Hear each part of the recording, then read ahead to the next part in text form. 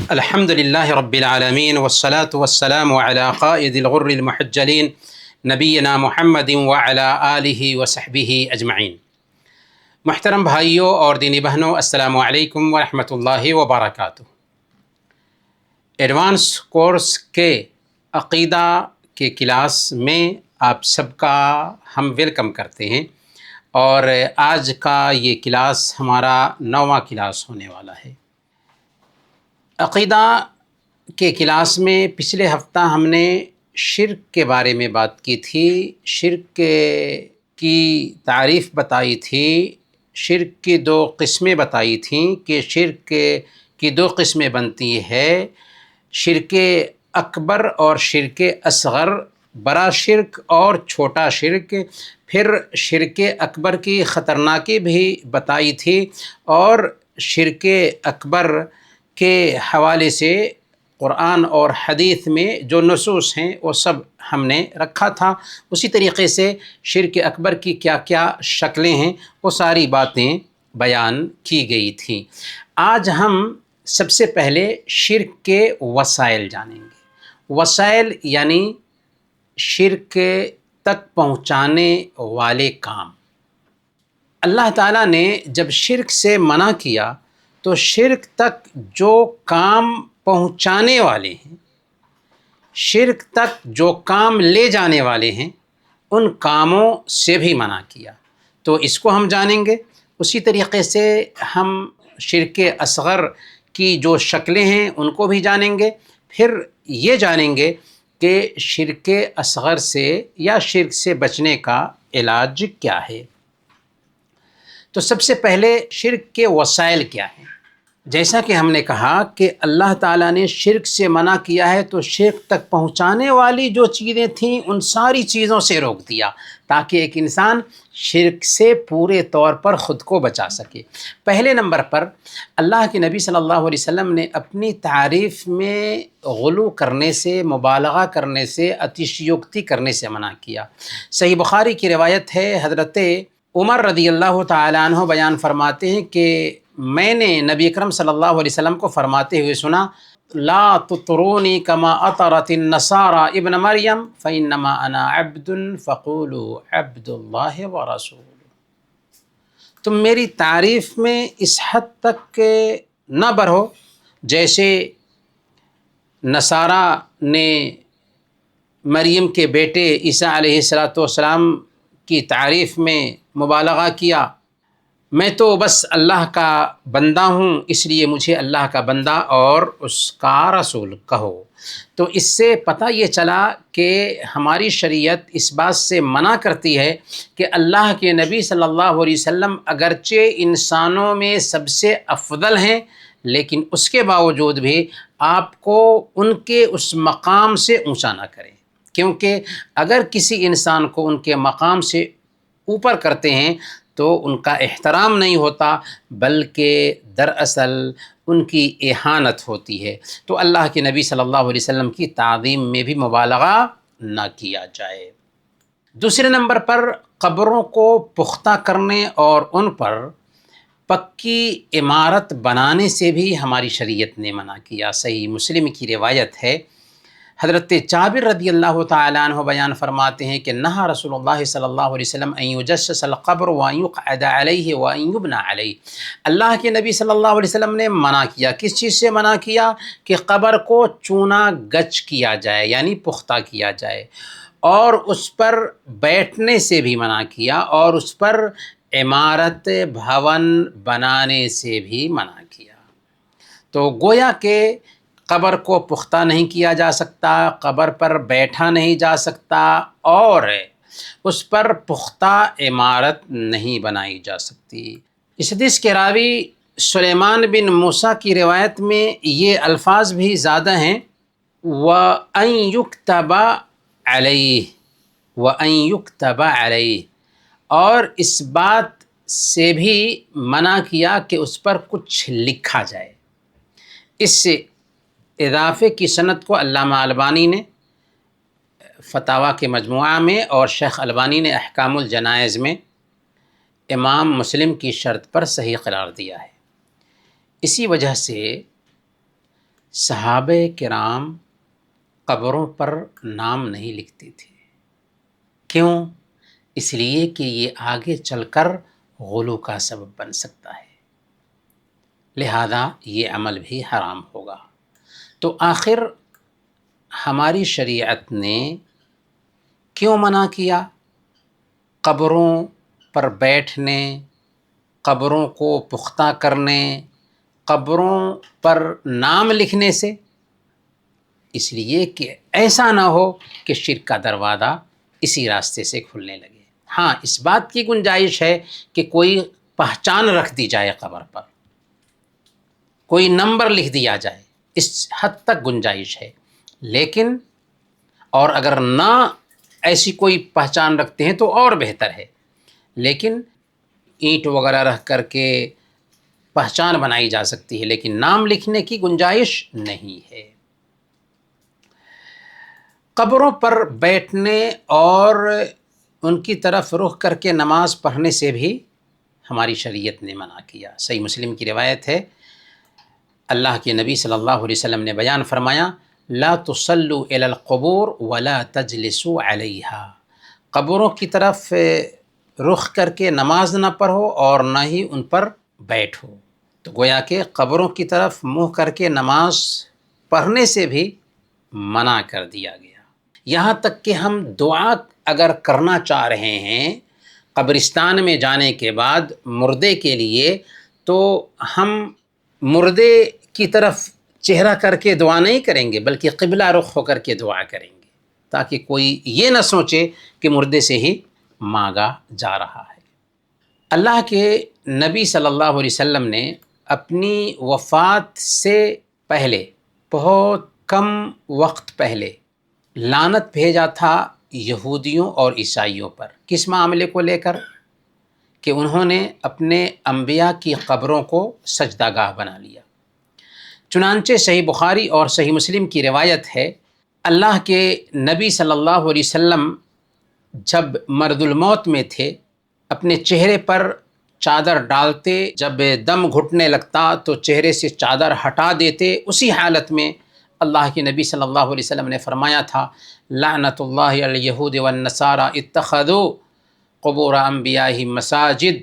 یہودیوں اور نصارہ پر اللہ کی لعنت ہو کہ انہوں نے اپنے نبیوں کی قبروں کو مسجد بنا لیا، عبادت گاہ بنا لیا. یحذر ما صنعوا. آپ صلی اللہ علیہ وسلم امت کو ان کے طریقے سے ڈرا رہے تھے. اسی ڈر کی وجہ سے، جی ہاں، اسی ڈر کی وجہ سے اللہ کے نبی صلی اللہ علیہ وسلم کو کھلی جگہ پر دفن نہیں کیا گیا، بلکہ آپ کو آپ کے گھر میں دفن کیا گیا. صحیح بخاری اور صحیح مسلم کی روایت میں جو حضرت عائشہ صدیقہ رضی اللہ تعالی عنہ سے آئی ہے، حضرت عائشہ صدیقہ رضی اللہ تعالی عنہ فرماتی ہیں کہ لولا ذلک لأبرز قبره غیر انہ خشی ان یتخذ مسجدا. اگر یہ ڈر نہ ہوتا، کہ ایسا نہ ہو کہ آپ کی قبر کو لوگ سجدہ گاہ بنا لیں، تو آپ کو کھلی جگہ پر دفن کیا جاتا. لیکن ڈر تھا کہ ایسا نہ ہو کہ آپ کی قبر کو سجدہ گاہ بنا لیا جائے، اسی لیے اللہ کے نبی صلی اللہ علیہ وسلم کو آپ کے گھر میں دفن کیا گیا. اور صحیح مسلم کی روایت ہے، حضرت جندب بن عبداللہ رضی اللہ تعالیٰ عنہ بیان کرتے ہیں کہ میں نے اللہ کے نبی صلی اللہ علیہ وسلم کو اپنی وفات سے 5 دن پہلے فرماتے ہوئے سنا، الا وان من کان قبلکم كانوا يتخذون قبور انبیائهم وصالحیهم مساجد الا فلا تتخذوا القبور مساجد انی انہاکم عن ذلک. کہ خبردار، تم سے پہلے جو لوگ گزرے ہیں وہ لوگ اپنے نبیوں اور نیک لوگوں کی قبروں کو عبادت گاہ بنا لیتے تھے، سجدہ گاہ بنا لیتے تھے. خبردار، قبروں کو سجدہ مت کرنا، قبروں پہ سر مت ٹیکنا، میں اس سے تمہیں منع کرتا ہوں. بلکہ مسند احمد کی روایت ہے، حضرت عبداللہ بن مسعود رضی اللہ تعالیٰ عنہ بیان فرماتے ہیں کہ اللہ کے نبی صلی اللہ علیہ وسلم کو میں نے فرماتے ہوئے سنا کہ ان من شرار الناس من تدرکہ الساعة وهم احیاء وَمَن يَتَّخِذُ الْقُبُورَ مَسَاجِد، وہ لوگ سب سے برے لوگوں میں سے ہیں جو قیامت کے واقع ہوتے وقت زندہ رہیں اور جو قبروں کو مسجد بنا لیں گے، سجدہ گاہ بنا لیں گے، وہ بھی لوگوں میں سب سے برے لوگوں میں سے۔ آپ ذرا غور کریں، اللہ کے نبی صلی اللہ علیہ وسلم اتنی تاکید کیوں فرما رہے تھے، اور وہ بھی مرد الموت کے عالم میں؟ کیونکہ آپ کو فکر تھی کہ ایسا نہ ہو کہ میری امت بھی گمراہ ہو جائے جیسے پچھلی قومیں گمراہ ہو گئی، لیکن افسوس کہ ہوا ویسے ہی۔ صحیح بخاری اور صحیح مسلم کی روایت میں آتا ہے کہ اللہ کے نبی صلی اللہ علیہ وسلم مرد الموت میں تھے، تو آپ کی بیویوں میں سے کسی نے حبشہ میں ایک گرجا گھر جو دیکھا تھا اس کا ذکر کیا، جس کا نام تھا ماریہ۔ حضرت ام سلمہ اور حضرت ام حبیبہ رضی اللہ عنہما نے، یہ دونوں نے جو ہجرت کیا تھا حبشہ کے ہجرت کے موقع سے، تو اس موقع سے انہوں نے یہ گرجا گھر دیکھا تھا، اور اس کا ذکر اللہ کے نبی صلی اللہ علیہ وسلم سے کیا اس وقت جب کہ اللہ کے نبی صلی اللہ علیہ وسلم مرض الموت میں تھے۔ تو اللہ کے نبی صلی اللہ علیہ وسلم یہ سن کر کے اپنا سر مبارک اٹھاتے ہیں اور فرماتے ہیں، کیا فرماتے ہیں؟ اولئک اذا کان فیہم الرجل الصالح بنوا علی قبرہ مسجدا ثم صوروا فیہ تلک الصورہ اولئک شرار الخلق عند اللہ۔ دیکھو، تم جس مورتی کی بات کر رہے ہو یہ نیک لوگ تھے، جب ان میں سے نیک انسان گزر جاتا تو اس انسان کی قبر پر مسجد بنا دیا کرتے تھے لوگ، پھر اس پر ان کی تصویریں بنا دیا کرتے تھے۔ یہ لوگ اللہ کے نزدیک مخلوق میں سب سے بدترین لوگ ہیں۔ آپ سوچیں کہ مندر میں سیدھی مورتی کی پوجا ہوتی ہے اور درگاہ میں سوئی ہوئی مورتی کی پوجا ہوتی ہے، لیکن پوجا ہی تو ہو رہی ہے نا۔ اسی لیے اللہ کے نبی صلی اللہ علیہ وسلم نے اس کام سے سختی کے ساتھ منع کیا تھا۔ ہماری شریعت نے شرک کے وسائل میں سے ایک وسیلہ یہ بھی ہے، اس سے بھی منع کیا کہ عبادت کی نیت سے 3 مسجدوں کے علاوہ کسی اور مسجد کا یا کسی اور جگہ کا قصد کیا جائے۔ صحیح بخاری اور صحیح مسلم کی روایت ہے، اللہ کے نبی صلی اللہ علیہ وسلم نے بیان فرمایا، لا تشد الرحال الا الى 3 مساجد، المسجد الحرام ومسجد الرسول ومسجد الاقصی۔ 3 مسجدوں کے علاوہ کسی اور مسجد کا سفر عبادت کے ارادے سے نہیں کیا جا سکتا۔ وہ 3 مسجدیں کون سی ہیں؟ مسجد حرام ہے، مسجد نبوی ہے اور مسجد اقصی ہے۔ تو ان 3 مسجدوں کے علاوہ کسی اور مسجد کا سفر نہیں کیا جا سکتا، یا کسی اور جگہ کا قصد عبادت کی نیت سے نہیں کیا جا سکتا۔ تو اللہ کے نبی صلی اللہ علیہ وسلم نے 3 جگہوں کے علاوہ کسی اور جگہ کا سفر کیا جا رہا ہے عبادت کی نیت سے، تو اس سے منع کیا ہے۔ اب اگر کوئی آدمی اس نیت سے زیارت کرنے جاتا ہے درگاہ کی، کوئی بھی درگاہ ہو، تو گویا کہ اللہ کے نبی صلی اللہ علیہ وسلم کے فرمان کے مطابق اس کے لیے زیارت کے لیے جانا بھی جائز نہیں ہوگا۔ بلکہ شرک کے وسائل سے منع کرنے میں ہماری شریعت اس قدر آگے ہے کہ ایسی جگہ نظر کا جانور ذبح کرنے سے بھی منع کیا جہاں غیر اللہ کے نام کا سجدہ ہوتا ہو یا غیر اللہ کے نام کا میلہ لگتا ہو۔ سنن ابی داؤد کی روایت ہے، حضرت ثابت بن ضحاک رضی اللہ تعالی عنہ بیان فرماتے ہیں کہ ایک آدمی نے بوانہ جگہ پر اونٹ ذبح کرنے کی نظر مانی تھی۔ وہ اللہ کے نبی صلی اللہ علیہ وسلم کے پاس آئے اور اللہ کے نبی صلی اللہ علیہ وسلم سے کہا کہ انی نذرت ان انحر ابلا ببوانا، کہ اے اللہ کے نبی صلی اللہ علیہ وسلم، میں نے بوانا جگہ پر ایک اونٹ ذبح کرنے کی نظر مانی تھی، تو کیا میرے لیے اس نظر کو پورا کرنے کی گنجائش ہے؟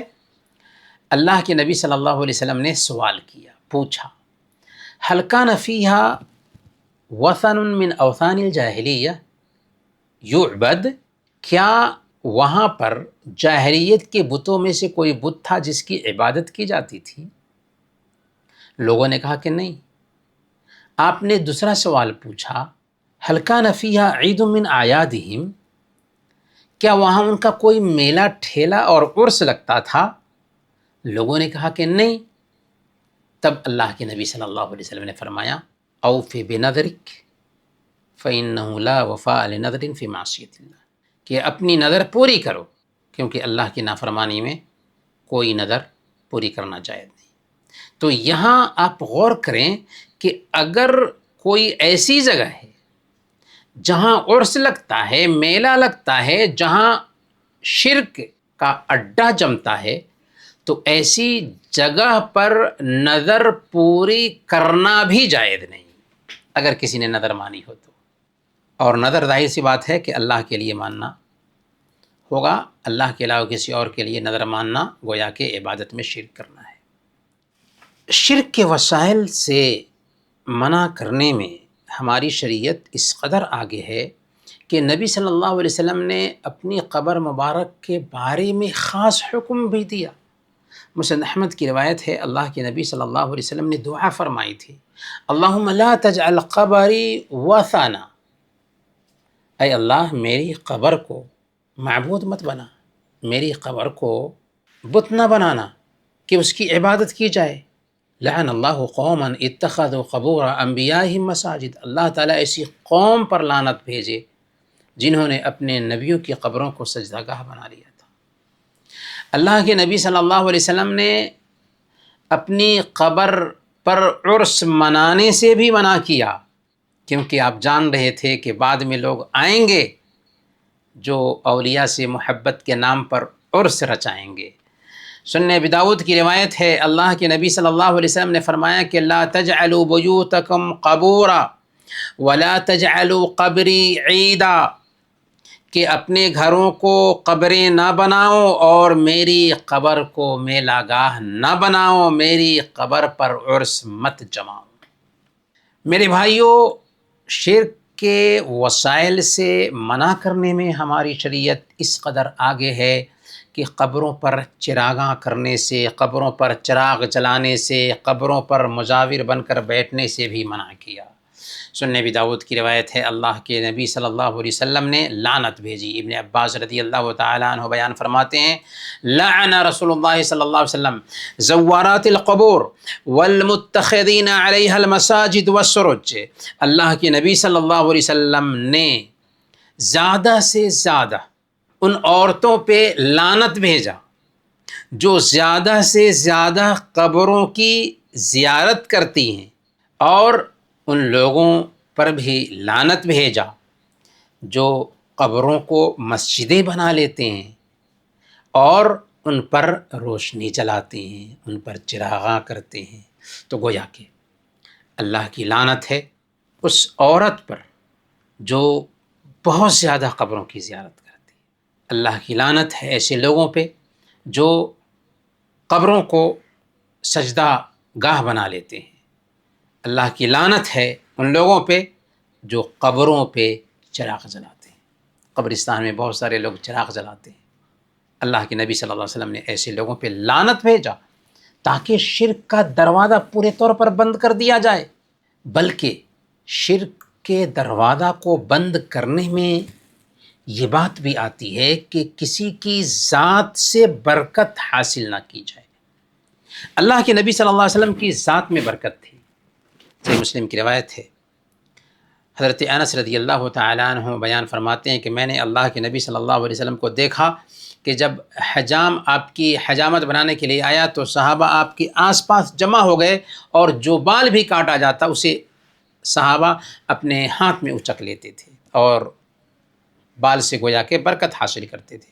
اسی طریقے سے صحیح مسلم کی روایت میں آتا ہے، حضرت ام سلیم رضی اللہ تعالیٰ عنہ کے پاس باضابطہ ایک شیشی تھا، اس شیشی میں آپ کے پسینے کے جو قطرات تھے اس کو جمع کرتی تھیں اور کہتی تھیں کہ میں اس کو اپنی خوشبو میں ملاؤں گی، کیونکہ آپ کے پسینے کی جو بو ہے سب سے بہتر خوشبو ہے۔ غرض کہ اللہ کے نبی صلی اللہ علیہ وسلم کے آثار میں برکت تھی، اس لیے صحابہ کرام نے آپ کے آثار سے برکت حاصل کی۔ لیکن آپ کے آثار آج باقی نہیں رہے، لباس کی شکل میں ہو، بال کی شکل میں ہو، جوتے کی شکل میں ہو، کسی بھی چیز کی شکل میں ہو، سارے آثار مٹ چکے ہیں، ختم ہو چکے ہیں۔ اور صحابہ جن کے پاس وہ آثار تھے انہوں نے وصیت کی تھی کہ میری قبر میں انہیں ڈال دیا جائے۔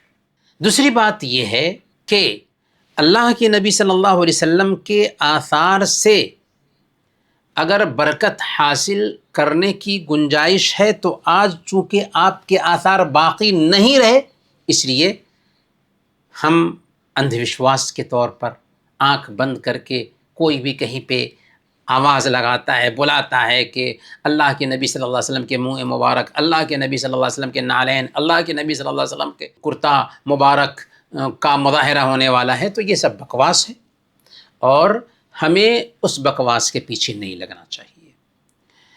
دوسری بات نوٹ کرنے کی یہ ہے کہ اللہ کے نبی صلی اللہ علیہ وسلم کی ذات میں برکت تھی، آپ کے بعد کسی شخص کی ذات میں برکت نہیں۔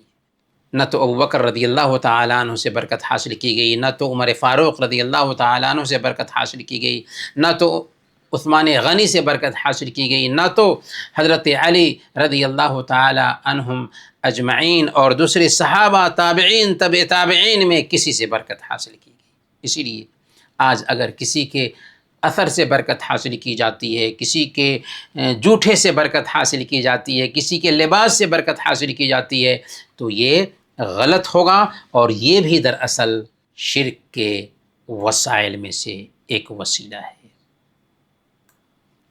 شرک کے وسائل میں سے ایک وسیلہ ہے کہ ایسے الفاظ سے بھی ہماری شریعت نے منع کیا جو خالق اور مخلوق کے بیچ برابری پیدا کرے۔ چنانچہ مسند احمد کی روایت ہے، ایک آدمی نے اللہ کے نبی صلی اللہ علیہ وسلم سے کہا، ما شاء اللہ و شئت، جو اللہ چاہے اور آپ چاہیں۔ اللہ کے نبی صلی اللہ علیہ وسلم نے سنا تو کیا کہا، اجعلتنی للہ ندن بل ما شاء اللہ وحدہ، کیا تم نے اللہ کے برابر مجھے کر دیا؟ کیا کہا تھا صحابی نے؟ جو اللہ چاہے اور آپ چاہیں۔ اللہ کے نبی صلی اللہ علیہ وسلم کہتے ہیں کہ کیا تم نے مجھے اللہ کے برابر کر دیا؟ کہو صرف اللہ چاہے۔ ہاں، اگر کوئی آدمی کہنا ہی چاہتا ہے تو یوں کہہ سکتا ہے، جو اللہ چاہے پھر آپ چاہیں، پھر سے دوری پیدا ہو جاتی ہے۔ لیکن اگر اور کہتے ہیں تو برابری لازم آتی ہے۔ تو ذرا سوچیں، غور کریں کہ ہماری شریعت شرک سے کس قدر دور رکھنا چاہتی ہے کہ یہ بھی برداشت نہیں کرتی کہ ہم کسی سے بات کر رہے ہیں تو کہیں کہ جو اللہ چاہے اور آپ چاہیں، بلکہ ہمیں کہنا چاہیے جو اللہ چاہے، یا کہنا ہی ہے تو کہیں گے جو اللہ چاہے پھر آپ چاہیں۔ پھر سے دوری لازم آتی ہے اور سے برابری لازم آتی ہے۔ ہماری شریعت نے شرک سے دور رکھنے کے لیے یہ بھی تعلیم دیا کہ قبروں کو اونچا نہ کیا جائے، اور اگر اونچی قبر بنائی گئی ہے عادت سے زیادہ تو اس کو مٹا دیا جائے، اس کے اثرات کو ختم کر دیا جائے۔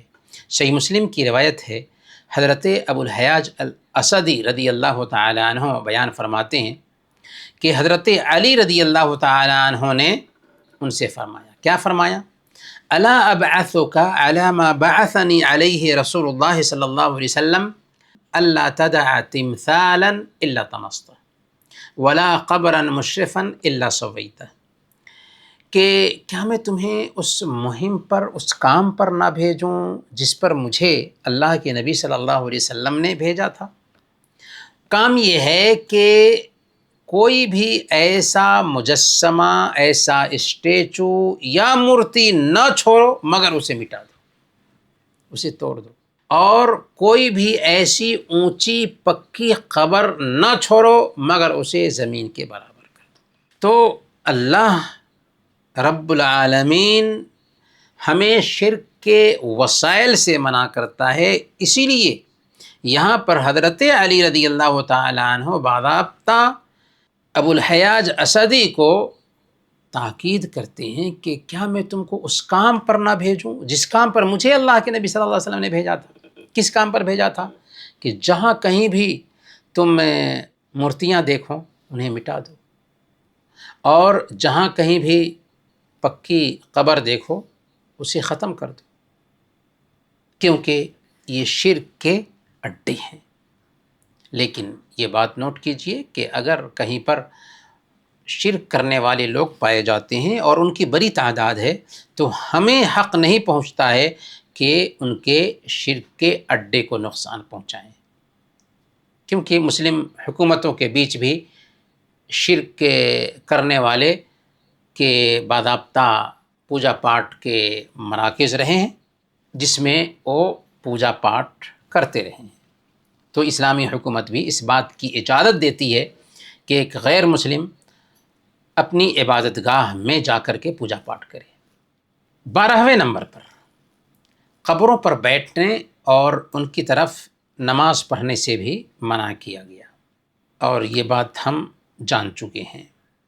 اللہ کے نبی صلی اللہ علیہ وسلم نے بیان فرمایا لا تصلوا الی القبور ولا تجلسوا علیہا، کہ نہ تو قبروں کی طرف منہ کر کے نماز پڑھو اور نہ ہی ان کے اوپر بیٹھو۔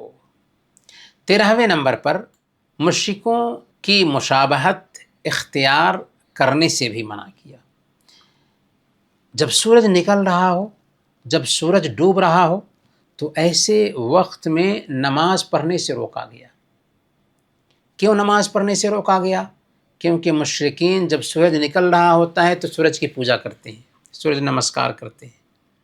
اللہ کے نبی صلی اللہ علیہ وسلم نے صحیح بخاری اور صحیح مسلم کی روایت کے مطابق بیان فرمایا لا تحروا بصلاتکم طلوع الشمس ولا غروبها فإنها تطلع بین قرن الشیطان، کہ اپنی نمازوں کے لیے سورج کے نکلتے وقت اور اس کے ڈوبتے وقت کا انتظار نہ کرو، کیونکہ سورج شیطان کے 2 سینگوں کے بیچ نکلتا ہے اور اس وقت جو ہے مشرکین سجدہ کر رہے ہوتے ہیں۔ تو اسی لیے ہمیں منع کیا گیا کہ ایسے وقت میں نماز نہ پڑھیں، کہ ایسا نہ ہو کہ اگرچہ نماز اللہ کے لیے ہو رہی ہے پھر بھی مشرکین کے لیے اس وقت چونکہ عبادت کا وقت ہوتا ہے اور مشرکین سورج کی پوجا کرتے ہیں، تو ایسے وقت میں ہم نماز نہ پڑھیں تو مشابہت لازم نہ آئے۔ تو اس حد تک شرک سے بچانے کے لیے اسلام نے ہمیں شرک کے وسائل سے منع کیا۔ یہ کل 12 وسائل ہیں جن کو اگر ہم دھیان میں رکھتے ہیں تو سمجھ میں آتا ہے کہ عجیب طریقے سے ہماری شریعت ہمیں شرک سے ہی نہیں منع کرتی، بلکہ شرک تک پہنچانے والے جو کام ہیں ان کاموں سے بھی منع کرتی ہے، ان کاموں سے بھی روکتی ہے۔ لیکن آئیے اب ہم اپنے سماج کو دیکھتے ہیں۔ نبی پاک صلی اللہ علیہ وسلم نے اپنی شان میں غلو کرنے سے منع کیا تھا، لیکن نبی پاک صلی اللہ علیہ وسلم کے بارے میں ایک شاعر غلو کرتے ہوئے کیا کہتا ہے، وہی جو مستوی عرش تھا خدا ہو کر اتر پڑا ہے مدینے میں مصطفیٰ ہو کر، نعوذ باللہ نعوذ باللہ، یعنی جو عرش پر اللہ تھا مدینہ میں مصطفیٰ کی شکل میں آ چکا ہے۔ یہی تو اوتار کا عقیدہ ہے جو ہندوؤں کے یہاں ہے۔ ہندو کرشن جی کی پوجا کرتے ہیں کیونکہ کہتے ہیں کہ کرشن جی ایشور کے روپ میں آئے تھے۔ تو جو عقیدہ ہندوؤں کا ہے وہی عقیدہ آج اگر مسلمان نے پال لیا تو پکے موحد ہوں گے۔ یہ کفریہ عقیدہ ہے۔ اسی طریقے سے ایک پیر کے بارے میں شاعر کہتا ہے اٹھا پھر درد سینے میں مگر اس کی دوا تم ہو، نہ ہوتا ڈر قیامت کا تو کہہ دیتا خدا تم ہو، نعوذ باللہ۔ یہ کفر ہے، یعنی درد دل میں اٹھا تو اس کی دوا تم ہی ہو۔ اگر ڈر نہ ہوتا قیامت کا تو کہہ دیتا کہ تم ہی خدا ہو، نعوذ باللہ۔ یہ عقیدہ کفریہ عقیدہ ہے، شرکیہ عقیدہ ہے۔ نبی پاک صلی اللہ علیہ وسلم نے قبروں کو پختہ کرنے سے منع کیا، اور اس کے بارے میں بہت ساری احادیث ہم نے سن لی، لیکن لوگوں نے نہ صرف قبروں کو پختہ کیا بلکہ ان پر شاندار عمارتیں بنائیں، قبے بنائیں، اور آج ان کی زیارت کے لیے دور دور سے جایا جاتا ہے۔ رسول اللہ صلی اللہ علیہ وسلم نے قبروں کی طرف رخ کر کے نماز پڑھنے سے منع کیا، انہیں سجدہ گاہ بنانے سے منع کیا، اور ایسے لوگوں پہ لعنت بھیجی، لیکن ان لوگوں نے قبروں کو سجدہ گاہ بنا لیا۔ چنانچہ قبروں پر لوگ سجدے کرتے ہیں، قبروں پر ہاتھ باندھے ہوئے کھڑے ہوتے ہیں، ان سے مدد طلب کرتے ہیں۔ خانہ کعبہ کی طرح قبروں کو گلاب کے پانی سے دھویا جاتا ہے، اس کے دھون کو مقدس سمجھا جاتا ہے، قبروں پر چادر چڑھائی جاتی ہے، غلاف چڑھائے جاتے ہیں، ان کے نام سے نیاز دیا جاتا ہے، حالانکہ یہ سب کے سب عبادت ہے۔ قبروں کو میلے ٹھیلے بنانے سے اللہ کے نبی صلی اللہ علیہ وسلم نے منع کیا، اور ہم نے حدیث سن لی، لیکن لوگ قبروں پر عرس کے نام سے سالانہ میلہ لگاتے ہیں، جہاں شرک ہوتا ہے، کھلا شرک ہوتا ہے، فحاشی بھی ہوتی ہے، بے حیائی کا مظاہرہ ہوتا ہے۔ عرسوں پر دور دور سے لوگ سفر کر کے آتے ہیں اور اس کو اجر اور ثواب کا کام سمجھتے ہیں، حالانکہ ہم نے جان لیا کہ 3 جگہوں کے علاوہ کسی اور جگہ کا سفر نہیں کیا جا سکتا عبادت کی نیت سے، مسجد حرام، مسجد نبوی اور مسجد اقصی۔ کئی جگہ قبروں کا طواف کیا جاتا ہے، قبروں پر کتبہ لگائے جاتے ہیں، بڑے بڑے بورڈ کی شکل میں بابا کا نام لکھا ہوا ہوتا ہے، وہاں پر نذر و نیاز دیا جاتا ہے، وہاں پر چراغاں کیا جاتا ہے۔ یہ سب کیا ہے؟ یہ سب شرکی عمل ہے، جس سے ہماری شریعت نے ہمیں منع کیا تھا۔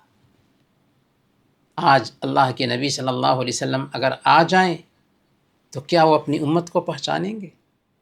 اسی کام کے لیے قوموں سے جنگ کیا تھا، اور آج اللہ کے نبی صلی اللہ علیہ وسلم کی محبت کے نام پر یہ سب کچھ ہو رہا ہے۔ یہ کون سا دین ہے؟ آئیے اب ہم چلتے ہیں شرک اصغر کی طرف۔ شرک اصغر کیا ہے؟ شرک اصغر دراصل شرک اکبر کے نیچے کے درجہ کا شرک ہے۔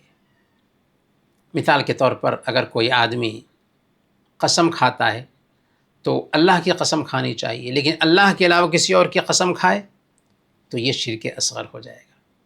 سنن ترمذی کی روایت ہے، اللہ کے نبی صلی اللہ علیہ وسلم نے بیان فرمایا، من حلف بغیر اللہ فقد کفر و اشرک، جس نے اللہ کے علاوہ کسی اور کی قسم کھائی اس نے کفر کیا یا شرک کیا۔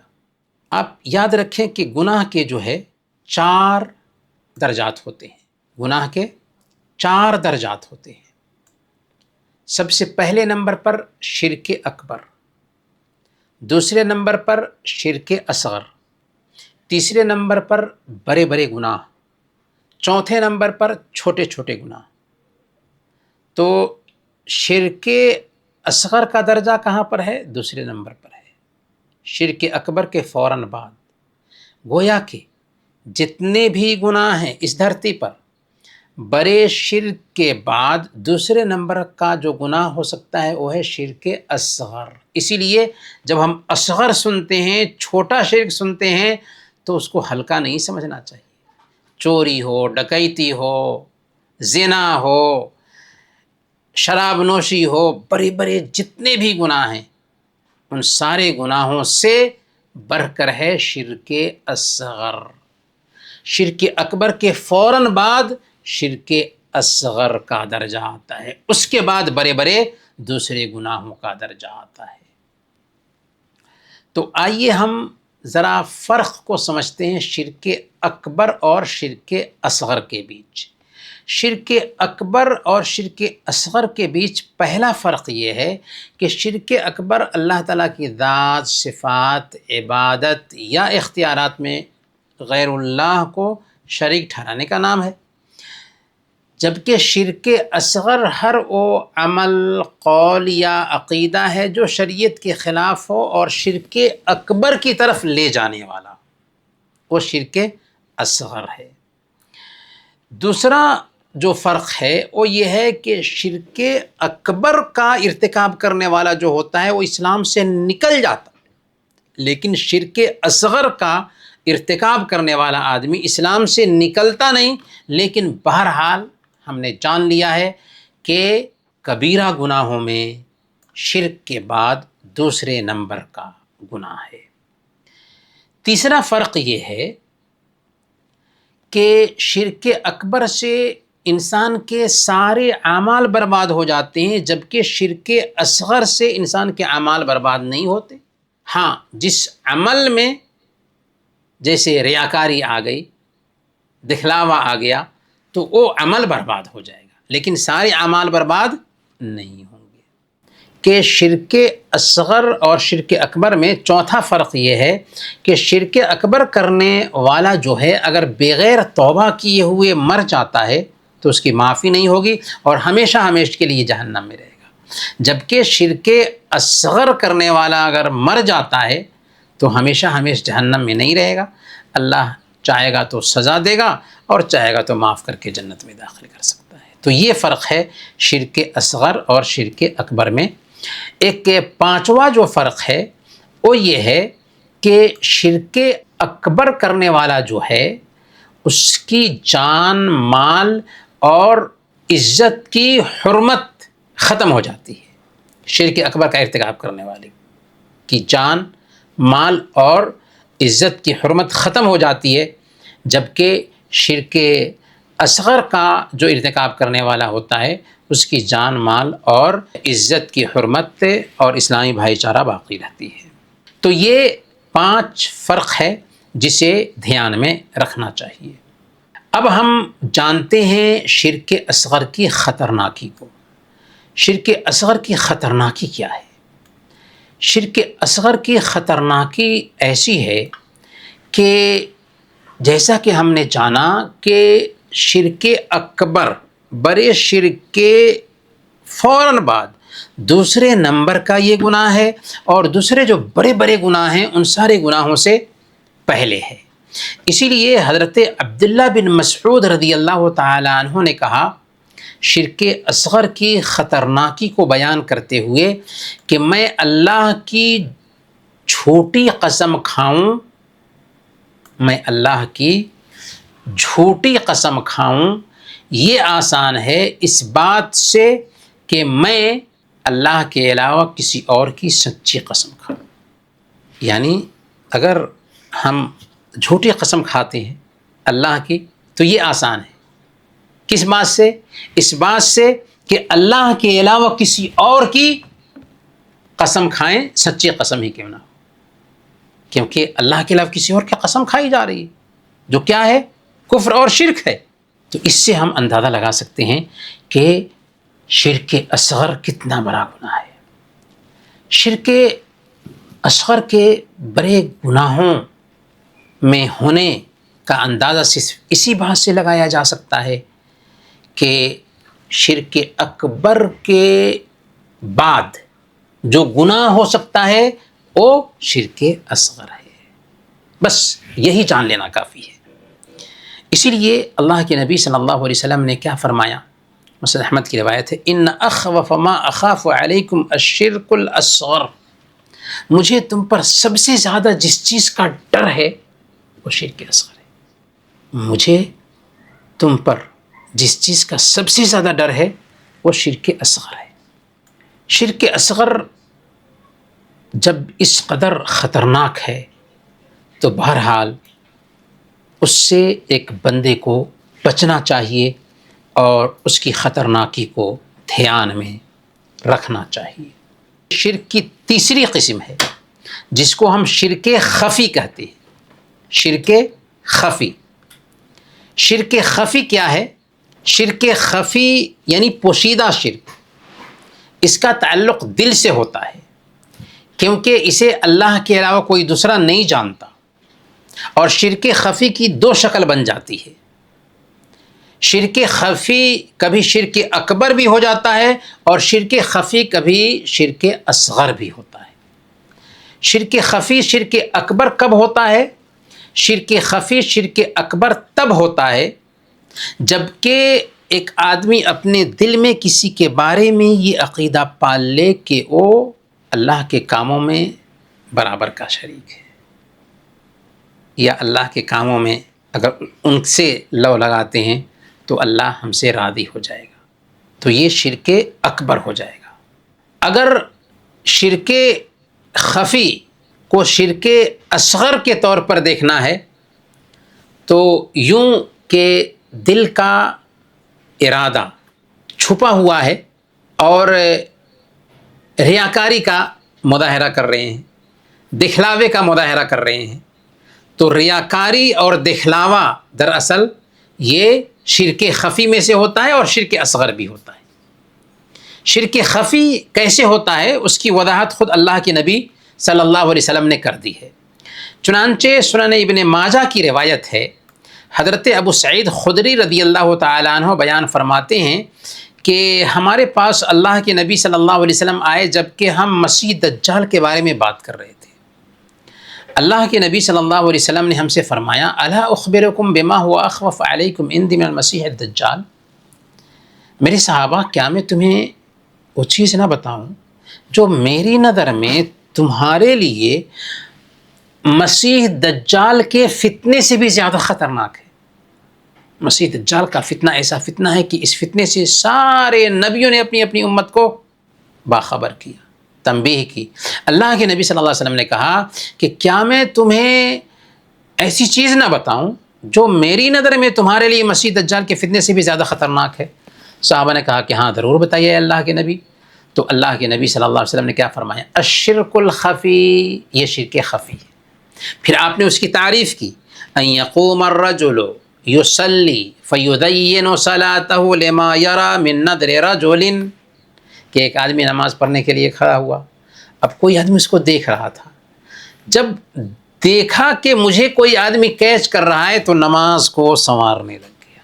تو نماز کو سنوار کر پڑھ رہا ہے کیونکہ فلاں آدمی مجھے دیکھ رہا ہے،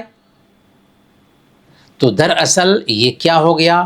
یہ شرک خفی ہو گیا، اور اللہ کے نبی صلی اللہ علیہ وسلم نے کہا کہ یہ دجال کے فتنے سے بھی زیادہ خطرناک ہے۔ تو گویا کہ شرک اکبر، شرک اصغر اور شرک خفی کی یہ تفصیل رہی۔